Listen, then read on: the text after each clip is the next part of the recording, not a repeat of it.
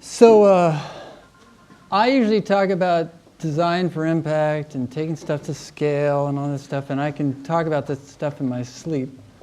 But I'm kind of going off the reservation here. We're going to talk about happiness and how thinking about happiness might change the way you design interventions to try to have impact.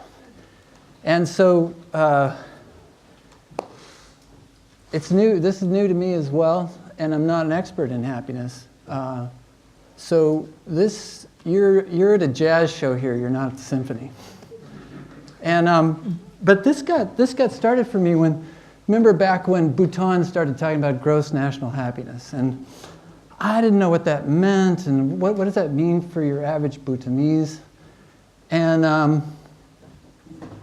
I started thinking about Mulago, and look, what are we doing all this stuff for? What are we doing our health and education, livelihoods, conservation? What's it for if not happiness? And how does thinking about happiness as this meta mission change what you do? Because if we're not creating happiness, why are we bothering with this stuff? And then you start thinking about it though, and there is this relationship between happiness and impact. Impact tends to make people happier. If they're happier, they tend to participate in the activities more enthusiastically that create impact. So you get in this lovely positive feedback loop between your effectiveness and your happiness. So I sit up on my roof in San Francisco and I read this stuff because I got really curious about how we can take happiness and help it shape our portfolio and what we do at Mulago. So the things that have been really useful to read are evolutionary psychology, social psychology, plain vanilla psychology, behavioral economics, some kind of game theory for dummies. And then there's this whole happiness literature that's emerged kind of its own thing. And that stuff's really interesting. And there are these annual surveys all over the world that ask people how satisfied they are with their life and essentially how their day go. And that stuff is flawed and it's utterly fascinating. And so we're going to go a little tour, but before we do, the thing that helps you understand happiness more than anything else is to realize that 99% of our evolutionary history was spent in small bands of 12 to 24 people on the African savanna, where we were really dependent on each other. The way we related was through sort of reciprocal altruism, the way that all higher mammals relate, which is a relationship where I do things for you, expecting you to do things for me, and we maintain that relationship over time. So long-term relationships where people needed to help each other survive and do things for each other. And it's always interesting to me, if you think about it that way, almost everything we do makes sense. Especially since in a small group, your status really makes a big difference. And humans care more about status than almost anything else. So, as almost a warm-up, let's take a run through the world data on happiness. It's kind of a way of stretching and warming up for thinking more deeply about happiness. So it's kind of a whirlwind tour. You can't always make generalizations about it, but it gives you a lot of insights about what's happening in the world and how you might think about happiness. So there's two ways that people ask about happiness. The first is affect, emotion. What is people's emotional experience of happiness? And the standard way that they come to do this is they ask people about yesterday, 5 questions. Did you enjoy yourself yesterday? Did you laugh or smile a lot? Did you feel respected? Were you rested? And did you do something or learn something interesting? Which is that's a fascinating set of questions. It kind of nails it. Like, that's a good day. So when you look at the "Did you have a great day yesterday?" survey, what you get is this. Number 1, Paraguay. Number 2, Panama. Number 3, Guatemala. Number 4, Nicaragua. Nicaragua is, after Haiti, the poorest country in the Western Hemisphere. Ecuador, Costa Rica, Colombia, Denmark, Honduras, El Salvador. So obviously move to Latin America. There is, though, when you read psychologists talking about Latin America, there is a culture of positivity there. And I just had dinner last night with a guy from Peru, and he said, yeah, I call my relatives on the phone, they say, everything's great. And then I find out from the other cousin that they're in mid-divorce, they're going bankrupt. There is just, culture plays a big role in interpreting the world. And so you look at who had a lousy day yesterday. Syria. This is 2013 data, lowest score on this ever. 36% of people had a decent day yesterday. The rest of them, it sucked. Lowest score ever. Chad, Lithuania, Bosnia, Serbia, Nepal, Yemen. These guys all have lousy days. Lebanon and Tunisia. So you look at that, you notice, first of all, don't go to a former Soviet country to live. The second is they've all had recent conflict. Or the other ones, they're either economically stagnant or they've had recent conflict. Now, that's affect, and it's just so much more labile that the question that people take a lot more seriously is life satisfaction. Are you satisfied with your life? And the standard is this Cantrell scale of 1 to 10. They call it the happiness ladder. So they ask that, Gallup asks that all over the world in 180 countries every year. And they've been doing it for a long time. And so you can get a really good idea of what's happening. I'm using 2009 data. There's a World Happiness Report that the Earth Institute just put out for 2013, and it's fascinating reading. But I'll explain in a minute why I chose 2009. But here's our happiness top 10 in the Are You Satisfied with Your Life question from 2009. Costa Rica, Denmark, usual suspects, and then Mexico. And then Canada, Sweden, Panama. Those were the countries most satisfied with their lives in 2009. The bottom 10. Togo, Zimbabwe, Benin, Sierra Leone, Madagascar, Mozambique, Haiti, Ethiopia, Liberia, and Afghanistan. You can all, I'm sure you're thinking about what you know about those countries and what that tells us about the trends. Notice Togo. Togo is always there. So then, this guy, Veenhoven, in the Netherlands, has come up with this idea, the happy life years. And the only place I could find that calculated was in 2009, which is why I've used 2009 data. But so this is the analog of, you've all heard of disability-adjusted life years. This is happiness-adjusted life years. So where are people spending the most of their life happy? So this looks just like the happiness list, except Ireland popped up because those guys live so long. And the bottom unhappiness life years, these are all places, for the most part, where life is short. It's not very happy, and it's short. And they're the HIV countries, by and large. So I got interested in, if you take that out, so it skews it, that you know, all over Sub-Saharan Africa, you've got average life expectancy of like 40. So if we remove that and say of the countries where people are living longer than 55 years, who's on that list and what does that tell us? And suddenly the whole character of the list changes. And you've got all these, again, countries in conflict or former Soviet countries that are economically stagnant.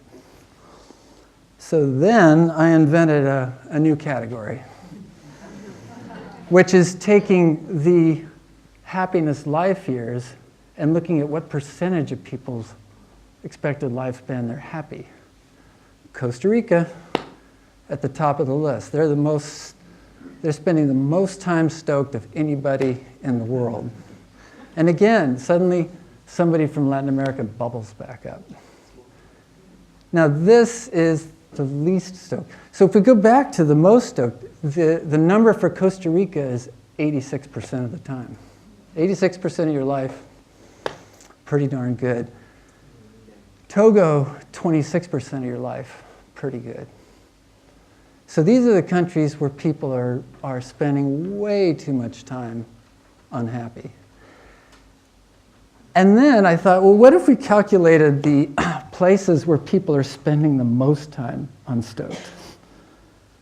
This is where's the global burden of long-term unhappiness? And suddenly, there's Togo again. And then you get these countries, Bulgaria, Macedonia, each of which kind of has its own story that might explain.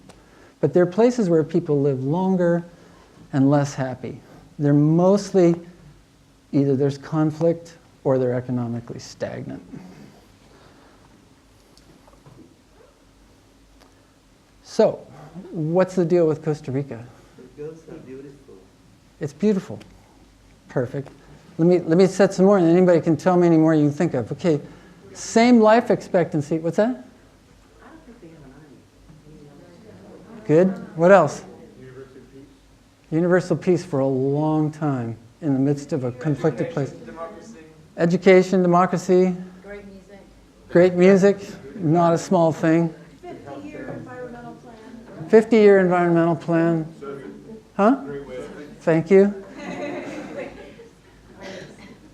Forests that are growing. Forests that are growing. Best environmental record of almost any country on earth. Community. Strong community, and that is what a lot of people say is a big part of that Latin American contingent as a whole. What's that?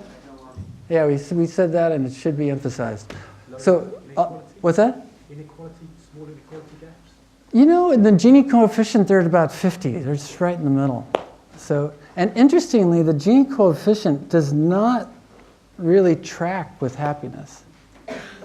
It tracks in an individual country's happiness. Like there's a great study showing that as the Gini coefficient changes in the US, happiness has changed. So in a given country it might matter, and in the wealthier countries Gini coefficient matters. In the poor countries it's just scattershot, it's all over the place. So I just wrote my little list here, it sounds just like you guys. This one though I think is a big deal. They're way better off than their neighbors and they know it, and it's a source of national pride. They have a culture that you ask a Costa Rican, how's your day? They go, pura vida, life is good. They have really low corruption scores. They're the lowest in Latin America. And corruption, if you look at that Earth Island Institute World Happiness Survey, corruption is a big component of national happiness worldwide because it makes people feel like they're stuck. They have very inclusive institutions. So I don't know how many of you might have read Why Nations Fail, and they talk about how countries that are going to do well have inclusive institutions with high citizen participation that are looking to provide services for those people and involve them. Countries that are going to fail have extractive institutions where the elites have captured the mechanisms of power and extracting rents. Inclusive institutions. Steady growth, not spectacular any one year, but steady, 5%. Only dipped in like 2009, below 1%, and then went back up. Very tolerant culture. Gay rights, tolerant of ethnicity. That tracks really well worldwide with happiness. And of course, good surf. Okay, what's going on here? Why Togo again and again and again? So I Google why Togo so unhappy, and a bunch of stuff comes up. And one is, it's the typical problem in Africa. A father ruled for a long time, groomed his son. His son is now doing that typical, I've had 2 terms, the third is unconstitutional, I'm going to change the constitution. Singapore. Huh? Singapore I didn't do. What interesting thing I read about Singapore. Singapore's not all that happy, by the way, just for the record. They're pretty low on these records. You can hold fourth on Singapore when we're done, though. Hold that thought. They have terrible infrastructure. Everything's a hassle there. That's a long strip of a country, about 6 times as long as it is wide, and there's not a decent road going that distance. This, I heard again and again, an exact opposite of the Pura Vida culture of Costa Rica. People like to kvetch in Togo. It's...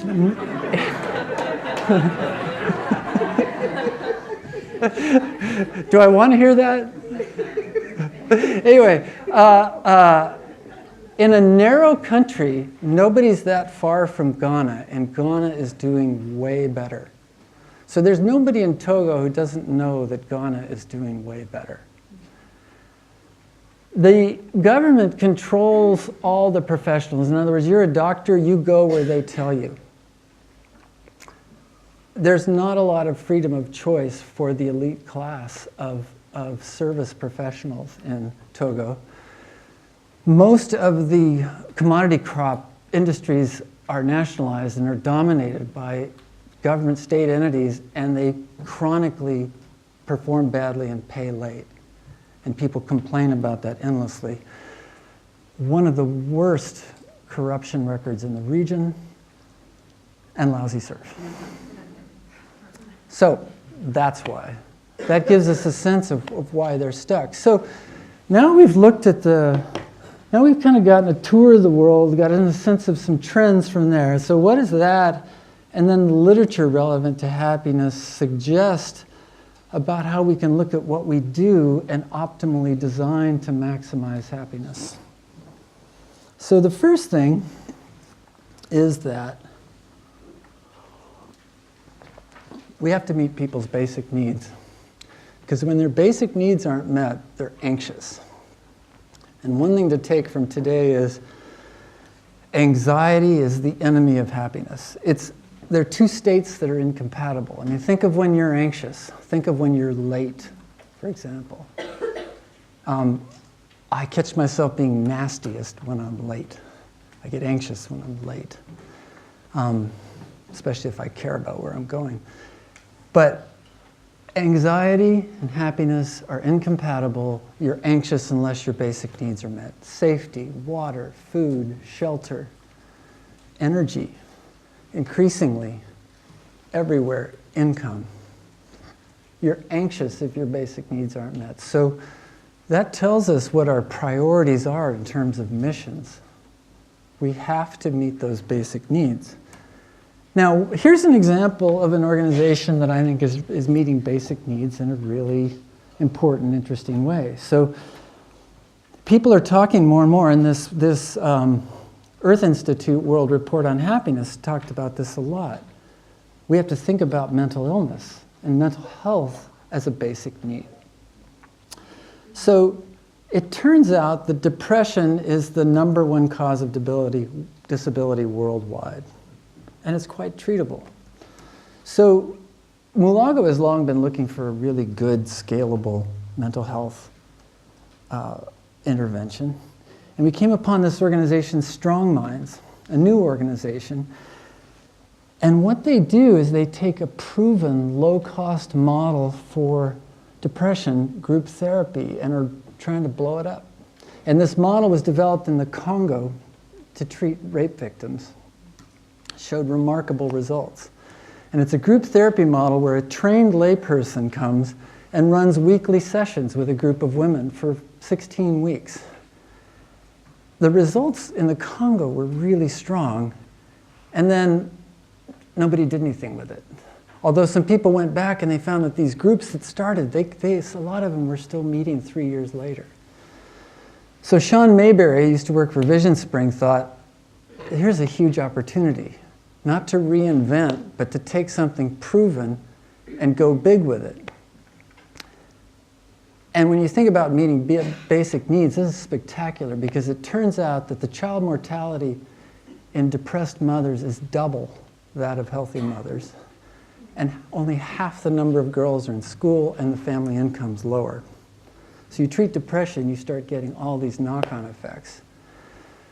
So Sean, they just finished their first 16-week trial, and compared to their controls, their treatment group showed a 93% remission of major depression symptoms. So they're in remission from this disease now, compared to 30% in the control group. So they got a 60 percentage point effect.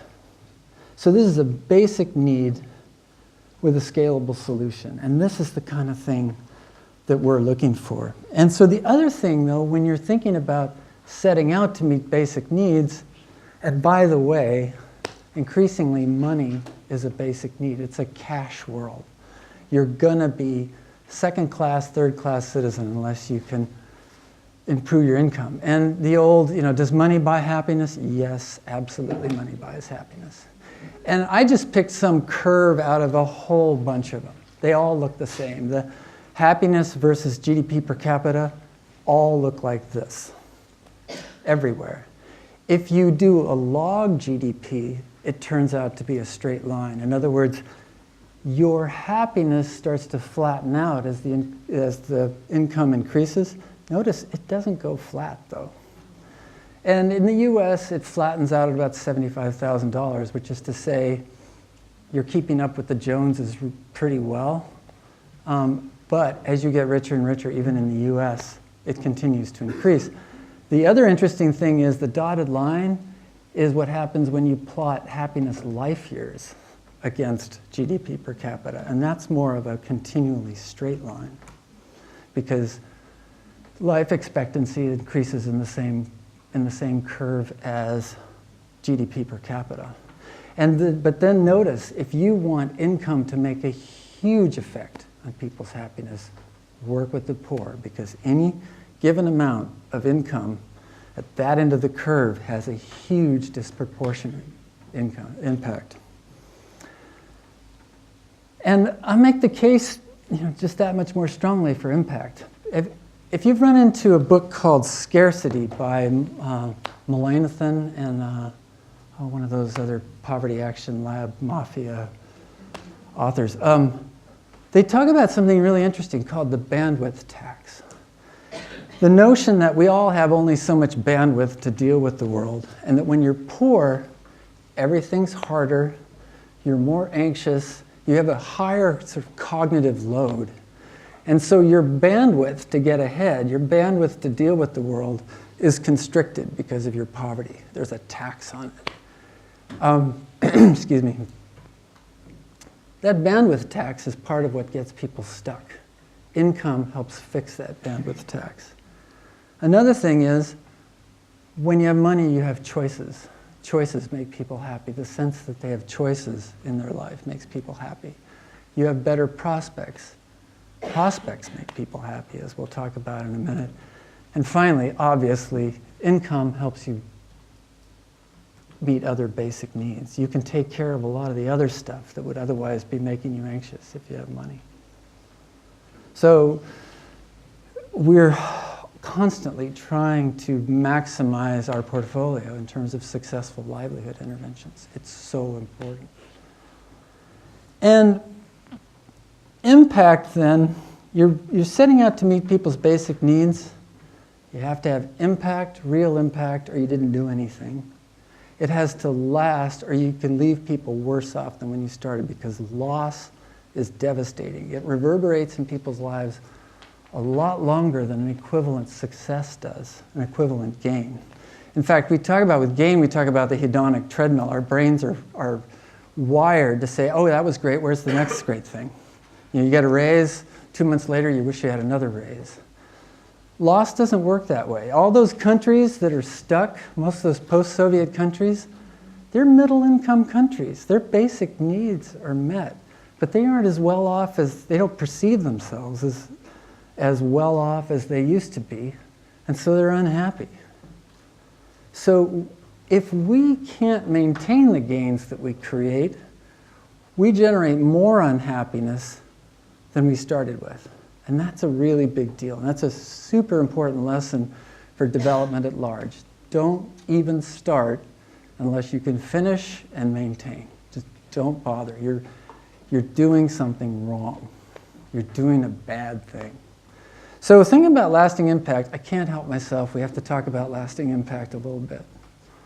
So the way that we found that we can try to make sure of this is to think about the mission, what we're setting out to do, which of the basic needs are we trying to meet? What does that tell us about the exact impact that we're trying to have? What does that tell us about what people need to do differently to create that impact? Because impact comes from people doing something differently. If nobody does anything different, you don't get any impact. And then, what are the conditions and the incentives that made that behavior both possible and made it happen? Can and will it happen? And looking at those is when you can look at them critically and say, can we maintain the conditions that made that behavior possible? And are the incentives there so that it will last? If we're paying people to do something, can we pay them forever? If we're creating the conditions so that farmers, say, can take things to market, can we make sure that that market is always there? Can we look systematically at the conditions and the incentives that drove the behaviors that created impact that fulfills our mission? And if we can't, we shouldn't do it. And of course, I have to say then, the only way you're going to know that is if you measure, and the only way you're going to get better at it is if you iterate. And again, I can't help myself. We've got to talk about measurement for a second. Measuring is so important to happiness because we don't know if we're having the impact that can make people happy unless we measure for it. And measurement doesn't have to be that hard, but it has to be rigorous. You need to know what you're setting out to do. You need to figure out what the right thing is to measure, what that impact is supposed to be, at least the just one thing, the most important thing to measure. You have to get good quality numbers, and you have to make sure it was you, because your impact in the world is the difference between what happened with you and what would have happened without you. And we have to measure. Our responsibility is to measure. We can't know if we've made the impact that can create happiness unless we measure for it. So, the next big thing after meeting basic needs and relieving anxiety is prospects. It turns out that it's a real universal, that when people think there's a better future ahead for them and their kids, they are consistently happier. And it has to do with perception more than a reality. People have to believe their life's going to be better. It's created by momentum. So the countries with little momentum, where they're stuck, are often the ones that are unhappiness. They don't see themselves as having prospects. And the consistency of progress is more important than the slope of the curve, the steepness of the curve. And I'll show you that. I'll show you what I mean by that curve in a second. So slow, steady progress is more important to happiness than rapid progress that can't be maintained. When people feel like they're investing in their future, it makes them happy. Just like it does when you plan a long time for a trip. You spend your money ahead of time, you plan for a trip. Investing in the future makes people feel optimistic about it. It makes them feel, anticipate that their lives are going to be better. And finally, products and services that are aspirational make people feel like they're participating in a future that's going to be better. So here's a graph that I think captures this. So here is slow, steady progress. And at the end of the arrow, you're at a given level of happiness with that. Rapid progress here, and then stagnation. Even though the impact is higher at the end of that, the happiness tends to be less because they lost their momentum and they don't perceive as life is getting better. They're stuck. Even though they may be richer at this point. It happened fast and then it stagnated. Here, they're still better off than they were at the beginning. They're more unhappy. And you see this again and again. Whenever progress is lost, people end up less happy than they started, even though they're materially better off. The curve of your impact is super important. So a few things that that from our portfolio and others that really seem to matter. So Bridge International Academies, we invested in them many years ago. $45 a year private education originally in the slums of Nairobi, now all over Kenya, and the largest chain of private schools in Africa. Parents get to send their kids to a modern-looking school and get a very, very, very good education for very little money. So they're investing in their kids in a very affordable way, and in a way that feels like they're participating in modern progress. I think that generates real family happiness. Kamaza is a group in Kenya working in one of the poorest areas with terrible soils. It's like trying to farm a sandbox where they are.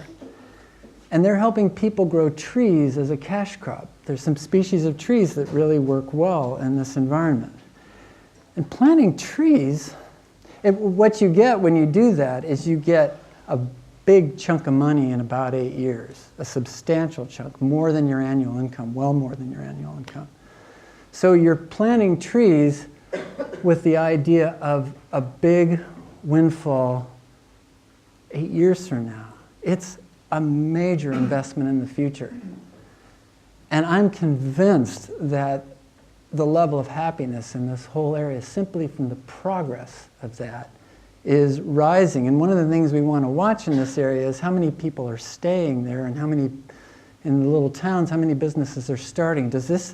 Can we see signs of optimism as a material result of a specific investment in the future? And then there's Off-Grid Electric in Tanzania. And these guys install a power plant in your house. In other words, a solar panel, good batteries, good area lighting, switch on the wall. Better than you could ever afford. And there's a meter, and you buy the power to run your system. So they own the system. You get the power.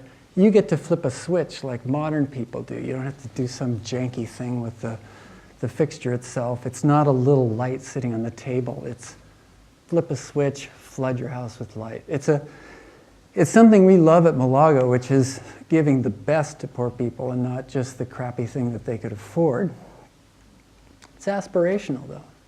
And aspirational stuff is automatically helping you think toward the future. It's giving you a sense you're participating in the future.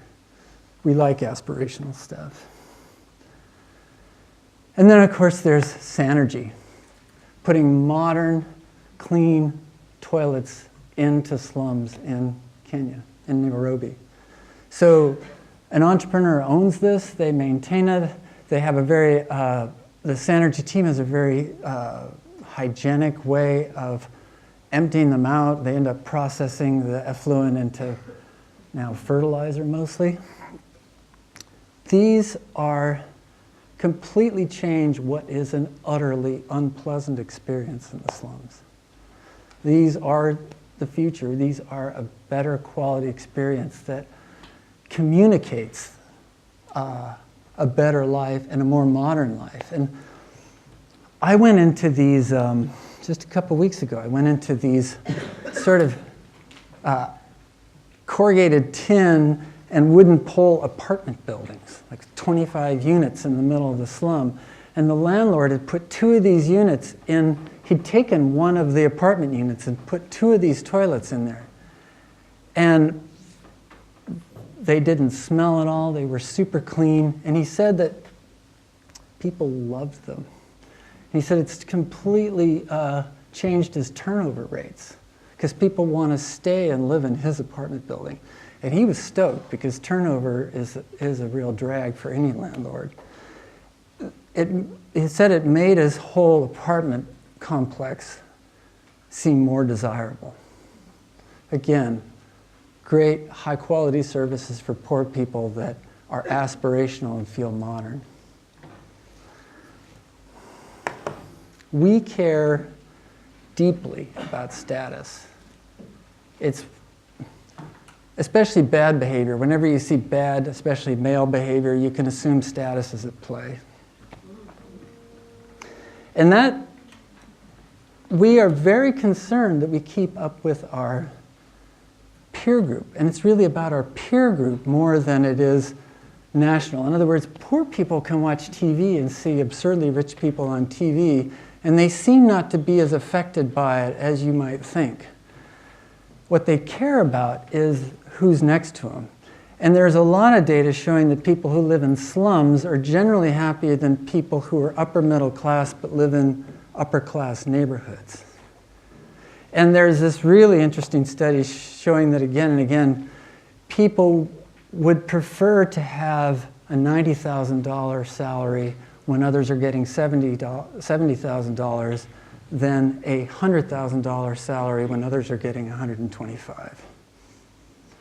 And I'm going to show you how deeply embedded this is in us, down in our brain stems.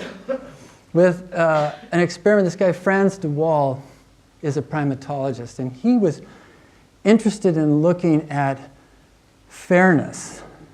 And do animals other than humans care about fairness, and could you see it?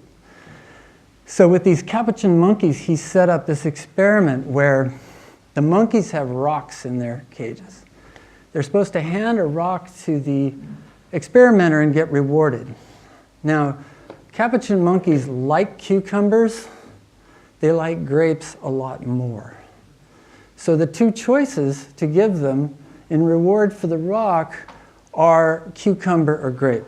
So watch what happens. Getting grape and you will see what happens. So she gives a rock to us, that's the task.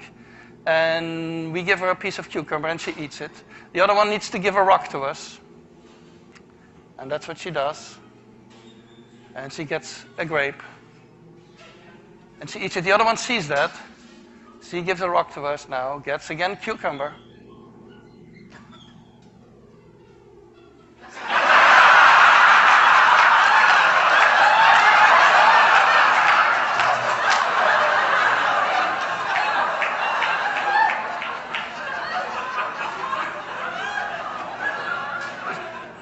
She tests the rock now against the wall. She needs to give it to us. And she gets cucumber again.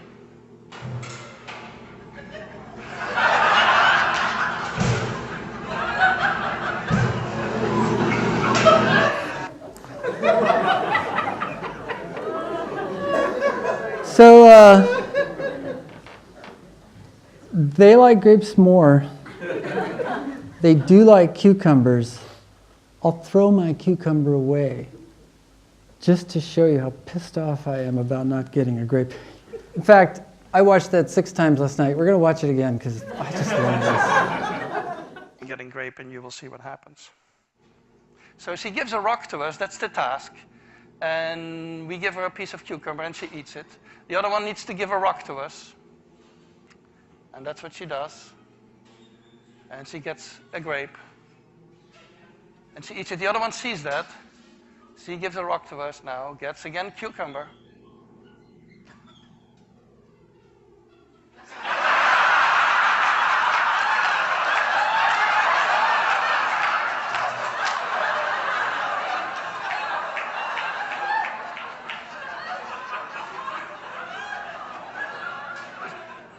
She tests the rock now against the wall. She needs to give it to us. And she gets cucumber again.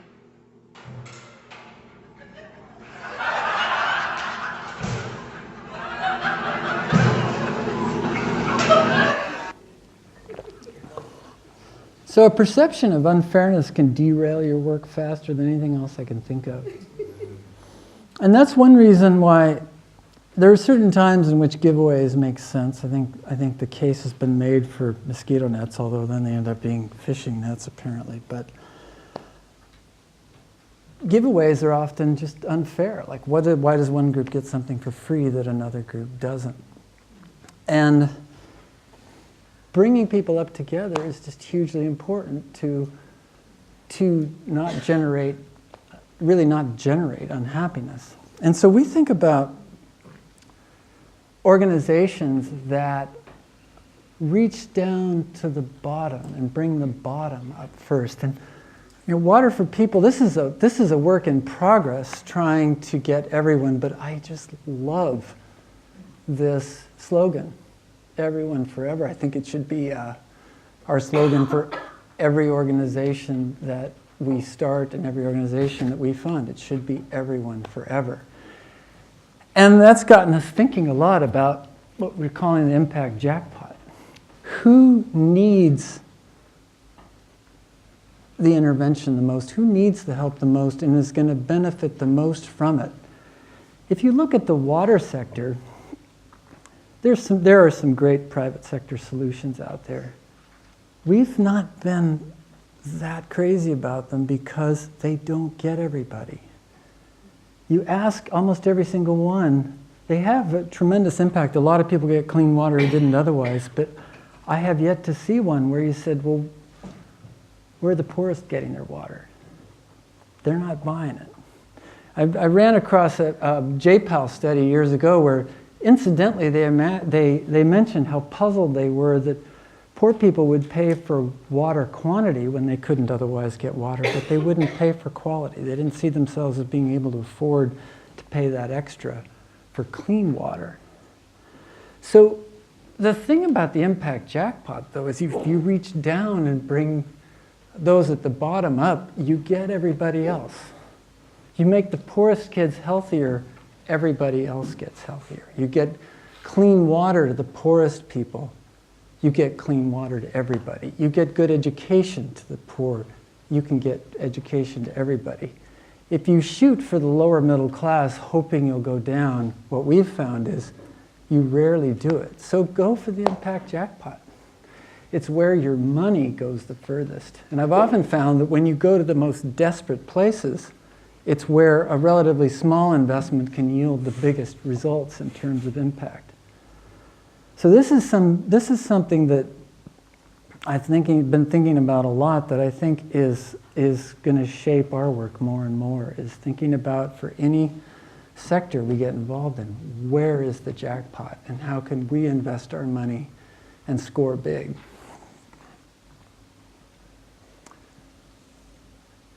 Inyenyeri is a fuel and stove company in Rwanda that I think really embodies the last two things I've been talking about. So, to give a little background, the stove clean cooking industry has a bit of a dilemma. It turns out that if you want to get a health benefit, the emerging data are showing that you need to remove the vast majority of pollutants. You need to make the air like 90% cleaner.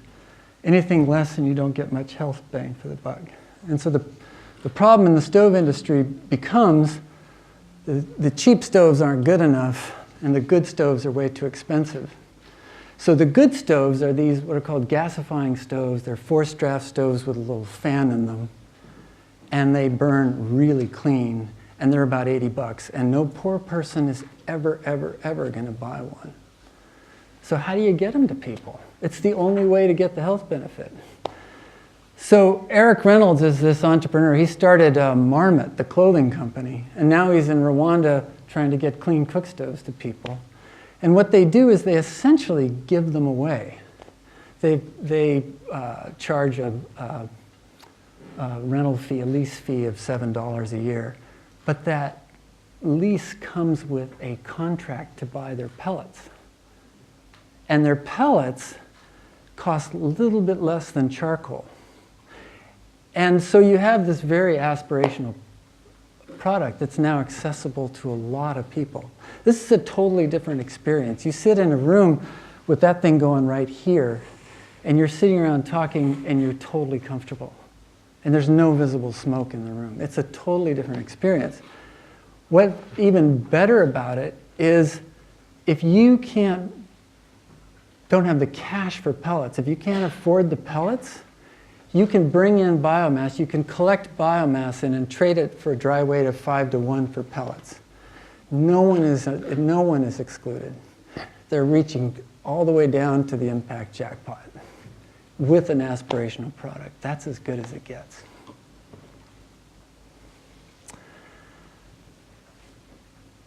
One Acre Fund and organizations like Nuru working with the poorest farmers are reaching way down into the impact jackpot. The average farm size in Africa right now is 0.6 hectares. If you want to do agriculture and help people in Africa, you're working with the 1 acre farmer. And both the organizations I mentioned are trying to figure out how to get deeper and deeper into that population, because it turns out that everybody's a farmer in these settings. Not everybody wants to be or is that good at being a farmer. So there's this balance between who can actually make use of our intervention and who needs it. And it turns out that not everybody who needs it can make good use of it. Trying to drive that as far down to those who can make use of it is their way of trying to reach the impact jackpot. But the impact you're trying to have is money. And money creates all the good things that we talked about. So it's important that they keep trying. This is one of the toughest things, has been trying to get poor people. Poor farmers are the most conservative people on earth. They can't afford to take any risks. And you have to be really careful with what you do for them, because you leave these guys worse off and they're hanging on by their fingernails. So can you create an intervention that's so high impact that you can confidently sell it to them? And how do you sell it to them? It's really hard. And so selling your intervention to them turns out to be the only way to the impact jackpot. Okay, this is a technical term. So we got our meet basic needs, prospects, keeping up with the Joneses. ZeroSumness is sort of this game from game theory for dummies. And it's the idea that there are zero-sum interactions where I win, you lose. And there are non-zero-sum interactions where we both get something out of it. Non-zero-sum interactions are that reciprocal altruism that really formed most of our social circuitry back in the days when we were running around on the savannah. There's a brilliant book called Non-Zero, written by a guy named Robert Wright, and he talks about how this is fundamentally embedded in us, and you can see, looking at human history through a lens of non-zero sumness, is civilization is the process of building more and more non-zero sumness into our institutions and our political systems and our commercial systems. And trade is the fundamental non-zero sum interaction. I give you what you want, money, you give me that thing, that iPad that I really wanted. And so the more we can build that in, the more comfortable and happy people are, and the more likely we're going to make progress. So that is about creating strong relationships and bonds. Goes back to that family bonds thing that seems to make Latin America so happy. It's about creating more trust, and trust is really the lubricant of development. And generosity, because it turns out that in those happiness surveys, one thing they broke out, like corruption that plays a big influence on happiness, is how people perceive generosity around them makes people quite happy. So an organization that, to my mind, really embodies a lot of this is Root Capital. So I never really understood what Root Capital does till I went to see them in Uganda. And what they do is they finance producers, small companies typically, that buy from local farmers, turning them into value-added products in some way or another. So the thing that we saw in a trip to Uganda that crystallized it for me is up in the north of Uganda, after the whole Lord's Resistance Army thing had gone on forever and just devastated the area, there's a big cotton farming area. And the cotton ginnery that made it all possible had fallen into disrepair, so no cotton could be processed in this whole area. And a lot of the farmers had left. And so Root Capital went in and financed the rebuilding of this cotton ginnery and the upgrading of it, and helped with technical training to run it better. And suddenly this whole industry comes back, and people come back into the area and they start farming successfully again. So you get all these people having trade relationships that they'd lost. And then they have started having more and more relationships with each other, because it turns out when you're trying to, these farmers aren't competing with each other. The more cotton farmers, the better for the prosperity of the whole area. So you get more and more relationships bound together by this emerging industry that root capital made happen again. And the level of non-zero-sumness just starts to rise in the whole area. And finally, agency makes people happy. And I don't say empowerment, because I don't know what empowerment word means, and there's a banned word list in our office. And empowerment, sustainability, impactful, those are banned because we either don't like the way they sound or don't know what they mean. But anyway, agency is the ability to take action successfully on your own behalf. That makes people really happy. And what they need to do it is they need the skills to take successful action, and they need the conditions that let those actions blossom into impact in their lives. So again, a couple organizations that we love that embody this. A new one that's one of our fellows is WAVE in Nigeria. Masan Rawani is the entrepreneur. And what they are doing, this is from one of their promotional videos. They take out-of-work youths with no real job skills, no real futures, and they train them with the soft skills that make them employable initially in the hospitality industry. The service industry is the thing that's really taking off in countries like Nigeria. It is the job of the future. And what you need to get that job of the future are the soft skills that nobody trains you for anywhere. And so when they give people these soft skills, it's like giving them a tool they can take anywhere. It's like giving them a trade that's just universally makes you hireable, makes you employable. So suddenly you go from no future to a very well-defined future in the hospitality industry, but we think that beyond that, these people are going to be employable in a burgeoning service industry all over the world. And another organization that I think creates agency in a very broad and profound way is Proximity Designs in Burma. In many ways, so what they do is they create products and services for the rural poor to help them make money, and they come up with them, and they, when needed, manufacture them, and they market and distribute them. So they started out with the lowly treadle pump, and because they treat the poor as customers, they created a whole line of them. So you're a given customer, you now have some choice as to what you do. These things are super high impact for people who've been bucket irrigating. They can triple your income. Diesel pumps started to come in. The demand for these drops a little bit. They're still selling. They start looking around for, well, what else does the farmer need to realize their potential? Well, they need certain kinds of crop advice around pests and around what seeds to use. So they create farm advisory services. They need money. They need credit. The typical Burmese farmer has been borrowing money at obscene rates for generations. They're all in debt up to their necks. Creating farm loans at a reasonable price just took off. So what they're looking for is what gives the hardworking farmer agency? What makes them able to succeed at farming?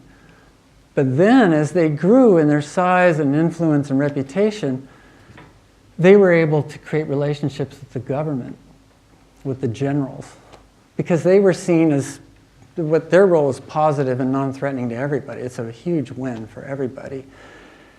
And then they're able to start talking about things like currency exchange policy that's hurting their farmers, to create the conditions where the skills and equipment and loans at that bottom-up level can now flourish because of top-down change. That's creating agency. So that's where I want to leave it with happiness. So remember, anxiety is the enemy. Loss is devastating. People need to dream. Status never sleeps. It's always lurking in the background. And more specifically, when you design, I think we have a clicker failure here. We're almost done. So, meet their basic needs, create prospects, raise everybody, go big on zero-sum relationships, and make them able. And then remember, that's all I got.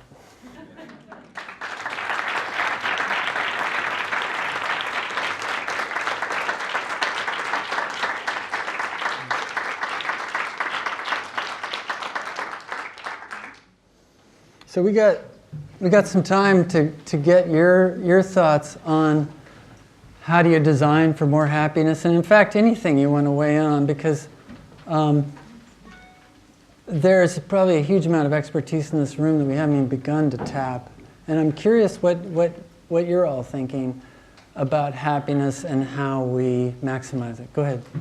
So in India, people are openly deaf. Hello. Yeah, my name is Jack Sim from the World Toilet Organization. So in India, people who get toilet for free are openly defecating and using it as storerooms. So I want to reposition the toilet from dark, dirty, and smelly into the happiest room in India. Because people are happier after they go to the toilet. So it's very clear. So can you advise me what would be good triggers? I want to say that the word, I'm from proximity and I'm from Burma. The word toilet in Burmese means Ainda, and Ainda literally means it's the cutting house.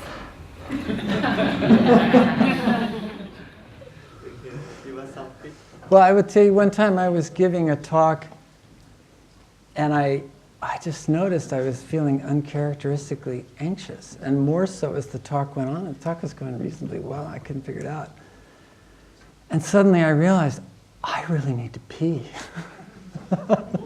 So, relieving anxiety.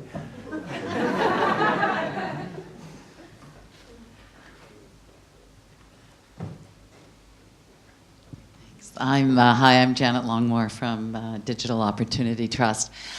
I'm just curious if you've done any work or looked into the situation for refugees. And some of the points you made, loss is devastating, what happens when their status fundamentally changes and everyone is mixed together. And you know, we didn't mention resiliency in any of the things that contribute to happiness. So just, it's a growing issue, and I'm wondering if you've looked into that at all. I haven't. Does anybody have anything to say about resilience? I will say one thing about refugees is you notice the Palestinians often are high. But the weird thing is that Palestine also has the highest depression prevalence rates in the world, about 30%. So at any given point in time, 30% of the people around you in Gaza fit the criteria for major depression. And then you think, oh, well, they're all depressed because of the shitty experience that Palestinians have had for so long. You go next door to Jordan, where they haven't had that experience, 25%. So there's something weird going on there, either genetically or culturally. So the refugee experience, I haven't really seen happiness surveys directly around refugees, but I didn't really look for them, and it's really worth looking. The one thing is that I was super impressed with this. Even though we are devastated by loss, we're really good at adapting to things, and we're really good at getting used to things. And so the data are people who win the lottery, basically about the same level of happiness a year later. People who are paralyzed, basically the same level of happiness about a year later. We adapt really, really well.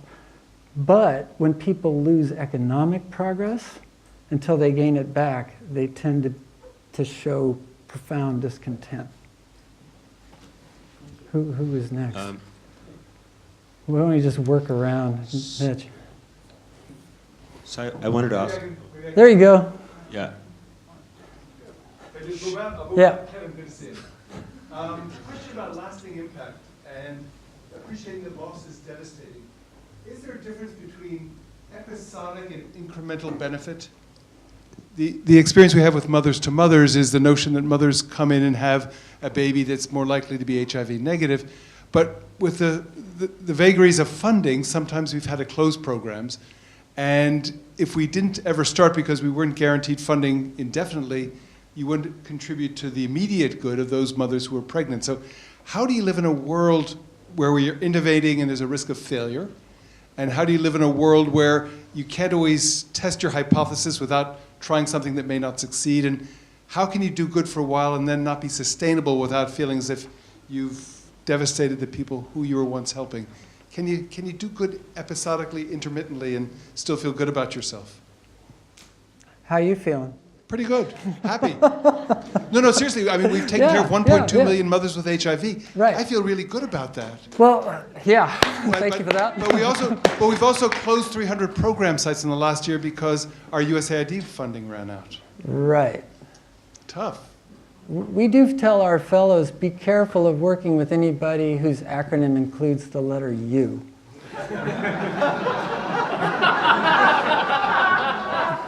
But I will say, though, if you think about the individual who participated, their effect is lasting. Their health is lasting. Their kids' health is lasting. The people who don't get to participate in your program, they almost never know what they're missing. So there are times when the program can, this is my opinion, the program can end and it has no effect on the happiness of participants. But if you, say, get everybody growing passion fruit somewhere and you couldn't be sure that the market for passion fruit would be a stable one, then you can get yourself in trouble. That's an interesting distinction. I think it's a good distinction. Thanks. It's a really good distinction. So I have the mic. Can I ask a quick question? Kevin, the idea of jackpot. Okay. The impact jackpot, right? So I see, you're advising looking at the worst part of the problem, the poorest, where it's the greatest. In terms of large-scale impact, this concept of early stage intervention, how much of that can we see with mental health? And the early childhood years where parents actually have very high impact on the life of a child. So I'm seeing an analogy between the poorest and when you're also the most vulnerable in your life. And how, the jackpot impact of focusing in those early stage where you support parents to actually, be educated parents, be better parents. That's a nice way to put it, though, the most vulnerable. You could say the poorest, the most vulnerable. Like with water, I think about water. Like, who suffers the most from a waterborne disease? It's the most poorly nourished. It's the most marginally employed. You could think those are two people for whom a dire illness is going to be more devastating otherwise. Who's the most vulnerable to deprivation? I would argue that it's really early kids in early development. We know more every week, it seems like, about the importance of micronutrients for virtually everything that happens to them later. So I think there's a lot of ways to think about the impact jackpot, all of them beginning with the modifier, the most. The superlative, who's the poorest, who's the most vulnerable, who's the most forgotten. Oh man, up here? Hi there, this is Hazel from the Vital Foundation. I wanted to ask you a question. You were talking about perceptions of unfairness, and you also talked about giving out free handouts of things may create that perception. What impact do you think is that there is between, or what correlation is there between participation of communities in deciding who gets what and being involved in the design of a program and general happiness of the community? Do you think that's quite a major factor? That it's interesting in the development world. There was a huge pendulum. It went from we know everything, they don't know anything, to we don't know anything, they know everything. Which neither one of those positions really makes any sense. There's a whole world of experience and knowledge that needs to be seen through a local lens, so that sometimes you can have an intervention that the local people don't need to participate in at all. It works. If things work, they work. And when people generally feel a sense of agency, though, if they've participated in some way. So I think about it through a lens of agency. Did their participating in the planning of something give a sense of agency and ownership that makes them more likely to, makes the behavior that creates impact more likely or not? Or is the behavior likely even without that part of it, especially since that part is often expensive to do? So I think it's looking at it critically and saying, do I need to do that? And being honest about when it does and being willing to spend the money and do it right when it does. Here and then there. Thank you. Vic Mohan from Blue Ventures Conservation. I want to say two things. Firstly, I want to wish everybody a belated International Day of Happiness. 20th of March was the United Nations International Day of Happiness, so we're 3 weeks late, but happy Happiness Day. Well, that went right by. So I've been sort of dipping my toes in the toilet of happiness and sort of quite interested in the subject, so I know a little bit about it. And so I want to first respond to your comment about resilience. And from what I understand about the literature, resilience includes an ability to be able to manage difficult emotions and difficult experiences as well as being able to feel happy. So I think resilience and happiness look at different things, but they probably are related, but resilience also includes an ability to manage difficult emotions and things that aren't related to happiness. So they're looking at different things. And that leads me to my next point, Kevin, which is, ought we to be talking about well-being rather than happiness? I've been following this discussion a little bit, and there are those who say that well-being is a more robust and valid marker for what it is we're really trying to measure and achieve. I just wondered if you could respond to that. All those things make sense. Like there's one that asks people, are you thriving, struggling, or suffering? That one's a really interesting survey and has a lot of surprising results. Attempts to measure well-being across a broader index of things that include health is a really interesting one. I kind of like the are you satisfied one. It just seems like it's letting the person somehow integrate all that for you. But they all show something really, they all show useful and surprising stuff.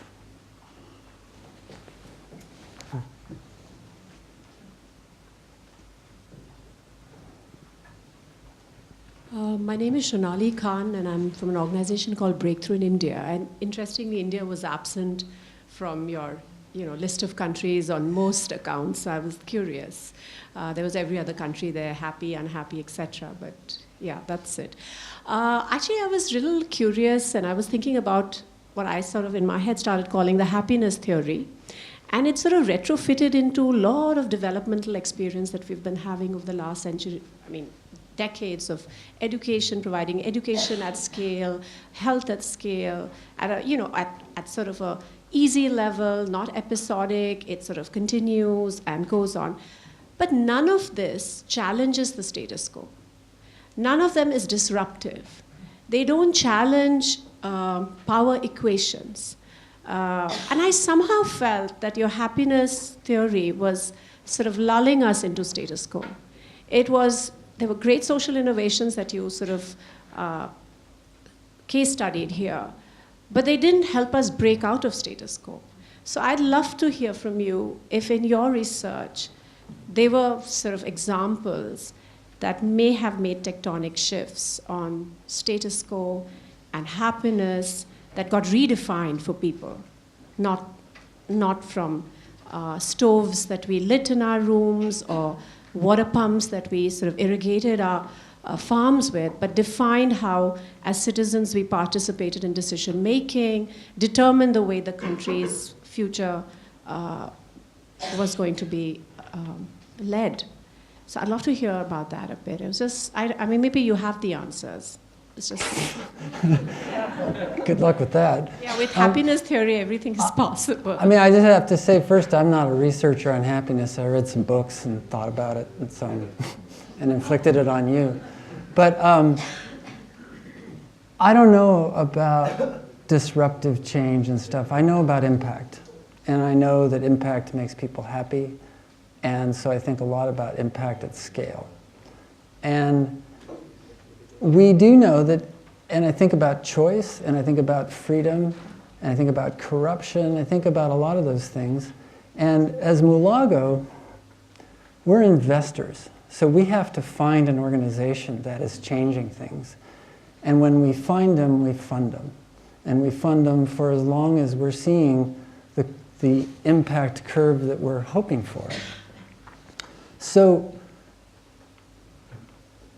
I don't know the world that you're talking about all that well, but I do know that it's hard to know and find impact in that world, and we don't know how to invest without measuring impact. So while clearly people's choice, freedom, their freedom from tyranny and corruption play a big role in happiness, meeting basic needs, as far as I can tell, plays an even bigger role. And so that's where we have focused. So I don't really know much about some of the topics you're bringing up, and I think they're hugely, hugely important. What about the Indian ranking? I don't know, I'll send you the links, you can look it up. They're generally somewhere in the middle, and besides India, every state's a country, so it's kind of hard to generalize about India. So let's go quickly, just sweeping around that way, and people, if you got something else to do, go ahead and leave. It's a beautiful day out there.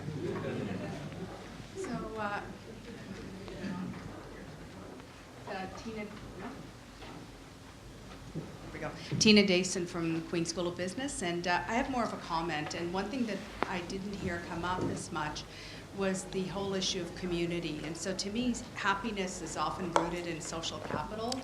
So I think that some of your examples are really interesting, but when we look at scaling them up or out, it would be actually more powerful even for us to look at that power of community. So I think that's why the movement for social enterprise and for the work that we're doing is really so powerful with happiness together, because it's being done collectively. And so maybe some of the countries that are profiled is because they also have a lot of work going on in a collective way. I'm sure you're absolutely right, and it's again the Latin American examples. People feel like they talk about how comparatively strong family and community ties are in those cultures. And there's a lot of research on social capital and happiness. Absolutely, I was trying to capture that, and maybe it didn't work that well. In the notion of non-ZeroSumness, that is really a way of thinking about building social capital. So thank you for that That's point. Great. Thank you. I think, and it's Paul from CDP, in a global world, you know, so much of the problems are really kind of coming from the industrialized countries, and I'm wondering to what degree we need some of this innovation in our industrialized countries really to be able to kind of mitigate what's happening in the, so to say, less industrialized world. I'm sure, well, you just said something out there as like hours of discussion to what degree that is and isn't the case, but I don't really know anything about the industrialized world, so I tend not to talk about it very much.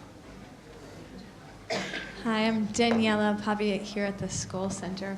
I loved the video. There's a quote that you probably know: "Comparison is the enemy of joy," right? And that was amazing with the monkeys. But I mean, I think the question from Mothers for Mothers, the idea of what's the comparison once you do something and you stop, right? I mean, I worked in Cambodia for a long time, and the World Food Program just stopped for 3 months in a lot of areas because it didn't have, funding. And so was that a problem? Would it have been a problem before? Was it a problem when people were depending on it? So what does that look like?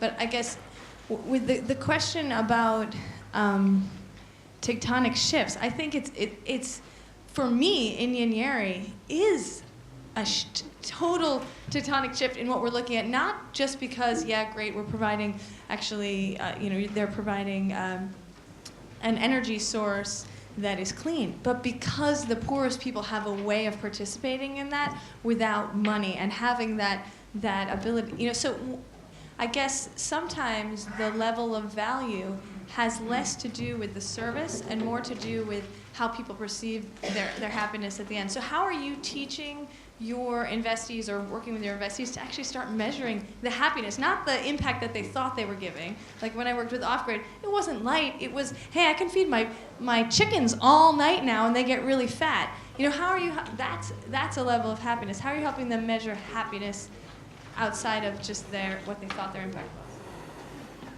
I don't think we are systematically yet, but another thing I love about proximity is they think about things like net promoter scores. Are you delighted enough with this product and its effect in your life that you would recommend it to somebody else? This notion of treating the poor as customers really has a lot to do with thinking about their happiness. We think about customers' happiness often more than we think about beneficiaries' happiness. Let's do 2 more and then let's clear the room. Yes? Okay. My name is Isaac. I'm the Skoll Young Leaders Forum young candidate. I'm a Zimbabwean living in diaspora, but it's quite interesting, although my opinion is based on the media articles, that Zimbabwe ranks at the bottom of. Could you kindly elaborate further on that? What are the possible causes of that, from your understanding? Well, I can guess. I will tell you, if you look at the 2013 data, they're rising up in the ranks. And when I was recently in Zimbabwe, there is a sense of optimism that things are getting better there. Clearly, Zimbabwe went from being the breadbasket of Africa to being a country that can't feed itself. And I think therein lies almost everything. With an oppressive government that constricted your sense of possibility and opportunity, and the loss of all momentum and progress, they go straight to the bottom. Now, you're seeing some moderate reforms, and even a moderate reform in a place like Zimbabwe has an outsized effect on happiness. I think the last one up there, make it good. Hi, Christine Pearson from Lifeline Technologies. I spent a lot of time talking to people who are poor and vulnerable and asking a lot of questions. So if I say something like, or if they say something bad has happened to them, like there was too much rain, or the rains didn't come, or a baby died, or in fact a baby was born healthy, whatever happens, oftentimes the response is, if you say, why do you think that is? The answer is, it's God's will. And one thing you didn't mention is the role of faith and belief in all of this, and if you've come across this at all in the research that you've done. It's huge, and it varies, and that's about all I know. It's a really big deal, and we don't get involved in it, so I don't really know anything. I don't really know very much about it. But it's very clear, even my cruise through the literature that wasn't really looking for that, it jumps out at you. It really does matter in people's lives. I just finished watching a great documentary on happiness, and they did do a correlation between sort of religiosity and happiness. And the more fundamental the religion, the less happy. There's sort of a bell curve that if you've got a little bit, it's a good thing, and if you have too much, it's a bad thing. So it seemed to be a reasonable study. On that note, I think we need to clear the room. Thank you so much, you guys.